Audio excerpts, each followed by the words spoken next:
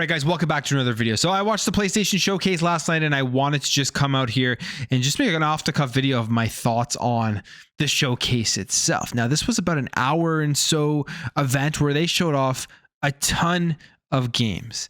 Leading up to this event, however, there was so much hype. You had media out there saying this was going to be an incredible show, saying that they kind of heard some of the stuff that is going to be shown off and that everyone should be excited. The PlayStation fanboys were hyping this thing up through the roof, as it is the first big showcase from PlayStation. I think it's like 600 days or something. So about 2 years. I was going to say 200 years, but 2 years. And everyone was expecting for PlayStation to come out here, show off tons of PlayStation Studio games and just completely knock it out of the park. And they failed greatly to do that. I thought this showcase actually was not very good whatsoever. It was boring for a large part of it.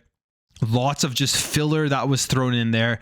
And the climax at the end was just Spider-Man 2, which everybody knew was coming. Everybody knew that this is a game that is supposed to be coming out this year. It looks great, but it's just more of the same Spider-Man. And there's just a massive component here of first-party PlayStation games missing.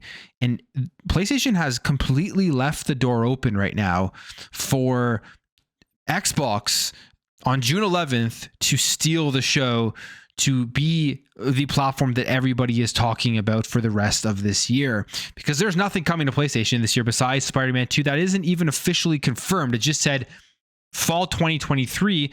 Now, I will give Insomniac the benefit of the doubt because I think they are generally very good at hitting their release time frame. So I do expect Spider-Man 2 to come out, but that's it. One single game from first-party PlayStation studios, and it is coming in the fall of 2023.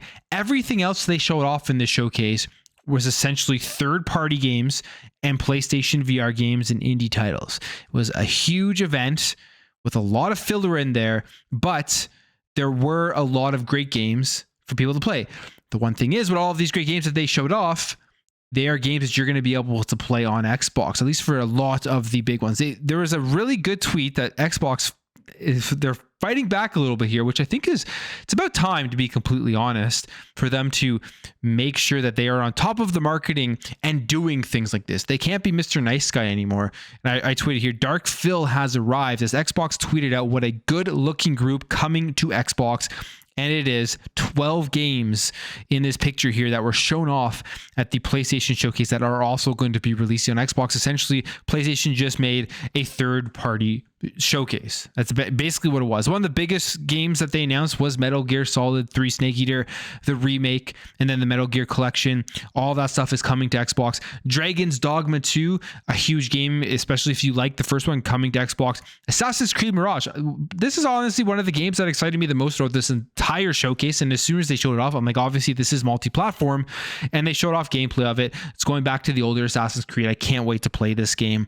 I just love the Assassin's Creed series. Marathon. Now, this is a new game coming from Bungie, a games as a service game that obviously PlayStation needs to expand on. They're going to be making more games as a service games, and this is coming to Xbox. This is a game coming from a first-party PlayStation studio, also coming to Xbox. One of the most interesting things from the showcase is right off of the bat, the games that they showed off, they said coming to PS5 and PC. They're obviously not going to say Xbox anywhere in there, but coming to PS5 and PC, showing again, PlayStation is absolutely adjusting their strategy, following along the lines of the Xbox strategy, and they're going to start putting out more games on the PC platform as this generation goes on. For example, I mean, their first-party studio, Marathon, Bungie from Marathon, is coming to Xbox and PC. And we even just heard last week Jim Ryan saying that they're not going to be putting out first-party PlayStation games onto PC until 2 years or so after they've released. And I said, I don't believe him. That's not going to happen. And here we are, like a week later, already getting proven wrong and essentially showing that he was lying with that interview about PlayStation 5 or PlayStation games coming to PC as well. So this is a really good play here by Xbox by pushing this out here as a marketing thing right after the showcase, essentially. And the reason for that they did this is because PlayStation is very good at this thing with third parties games in their showcases. They are very deceptive and getting a lot of people to believe that these are games that are only going to be showing up on the PlayStation platform. And there's a lot of people out there that are probably watching the showcase thinking that these are going to be games not coming to any other console but the PS5, which obviously isn't the case. If you follow the industry at all, you know that this is kind of how these things work. You pay for the marketing rights to get these games into your showcase, you show it off, you highlight that it's coming only to your console and you don't have to put in the competitor's console. And it essentially tricks people to believe that they are platform exclusive. So great on Xbox finally being not the nice guy anymore. Dark Phil arriving, Dark Phil Spencer, and giving the go ahead on this type of marketing stuff. And we'll see if they do more of that going forward. But when it comes again to the showcase, like I said, there were some games that they showed off that looked great. Lots of third party stuff. Again, Final Fantasy 16, I did another segment on that, but that was nothing new. We know this game's coming out. They've shown already huge gameplay trailers of it. Nothing new. Dragon's Dogma 2, like I said, looks great. Bungie announced a Marathon, which we just talked about, and I mean, they showed off a CGI trailer of it, but it is a PvP focused game and won't feature a single player campaign. They showed off games that are coming out soon, like Street Fighter 6. Jade Raymond's Haven Studio reveals Fair Game. Again, it was a quick trailer, not that much that we really know about this game other than the small trailer they did show off.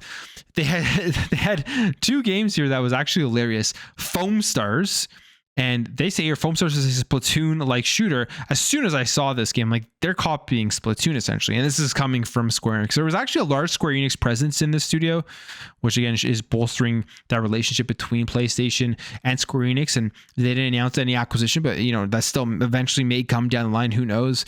And then there was another game that they showed off. I think it's in here. I think it is Teardown, which looks kind of like Minecraft with all of these vehicles and construction vehicles. So I tweeted out, I didn't know that Splatoon and Minecraft were going to make a show at the PlayStation Showcase. And then one other game here that I thought actually looked really cool is Phantom Blade Zero, which is a hack and slash RPG. That one looked really, really good. And then there was an indie game called Ultros here, which looked good. So I'm not saying there were no good games shown off at the showcase. There's actually quite a lot of games that I will be interested in checking out.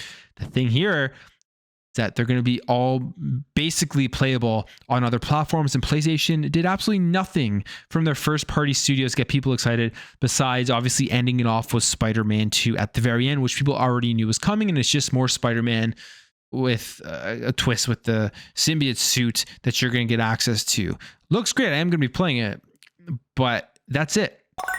And again, what this does right now, if you're Xbox, you're sitting there, you're looking at this, it can't miss on June 11th. They have been handed on a silver platter 2023 to reverse what happened in 2022. And I don't care about Redfall anymore. People are still going to talk about that no matter how good Starfield and Forza Motorsport are.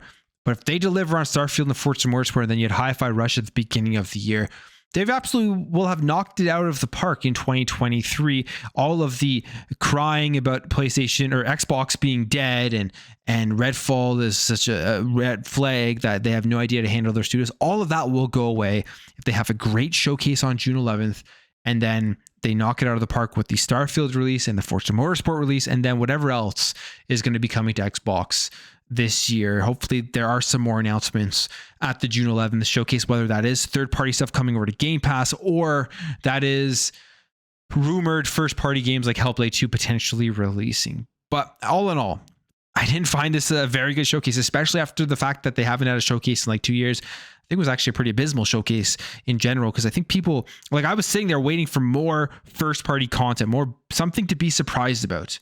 And it just didn't happen. Like, they even had the Gran Turismo trailer thrown in there. They had a movie thrown in there in a game showcase. And then they also showed off Project Q, which is like this device.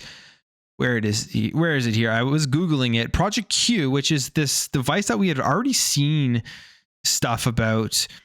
Literally just a screen in between a PS5 DualSense controller, and it's just a remote gaming device, essentially reviving the Nintendo Wii U. So people are memeing the hell out of this.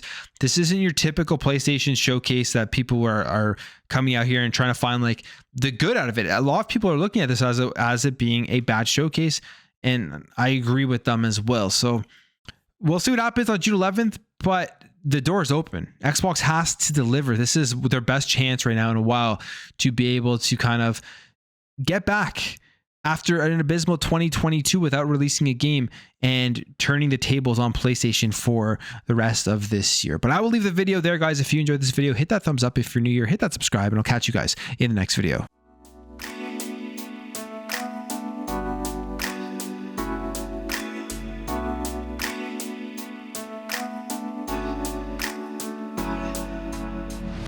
Bye.